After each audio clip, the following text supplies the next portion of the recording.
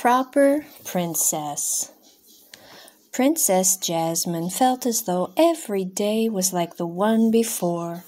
Her time was spent inside the palace or out in the royal gardens with her only friend, Raja. Jasmine often wondered what life would be like beyond the palace walls. One day, Jasmine saw Jafar take a bunch of envelopes from her father. "Who are those letters from?" she asked. Jafar stepped forward. "Oh, silly complaints from the people," he said. "Pure nonsense." "Nonsense!" squawked Iago. Jasmine asked to read the letters, but the Sultan refused to let her. There was nothing for a princess to worry about. "But, Father, I want to help," said Jasmine. "I want to do something." "Your job is to be a proper princess," he said, ushering her out into the garden. "Just enjoy it." He smiled and headed back to work. Raja followed Jasmine as she paced. "A proper princess," she repeated. "A proper princess should have responsibilities." Raja tried to comfort her.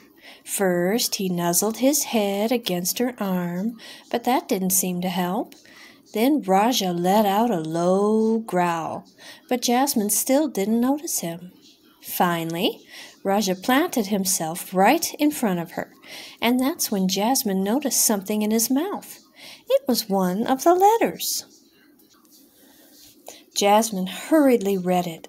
The letter was from a merchant who was upset about the old town square. He said it was falling apart. She had to find out more. But how? Jasmine would have to see over the palace wall. She tried and tried and tried, but it was a very high wall. She walked around, searching for another way. "Raja, I have an idea," she said, unwrapping the long scarf from around her shoulders. Jasmine tossed the scarf over a tree branch. Then Raja held one end in his mouth, while she held on to the other. Slowly, Raja pulled and Jasmine rose up into the branches of the tree. She kept climbing until she could see over the wall. And there was the old town square. Jasmine saw that it was in need of repair, so she quickly thought of a plan. Jasmine rushed to tell her father about it, but he interrupted her. He became angry when he learned that she had climbed a tree. "That is not proper behavior," he scolded. Jasmine wouldn't give up.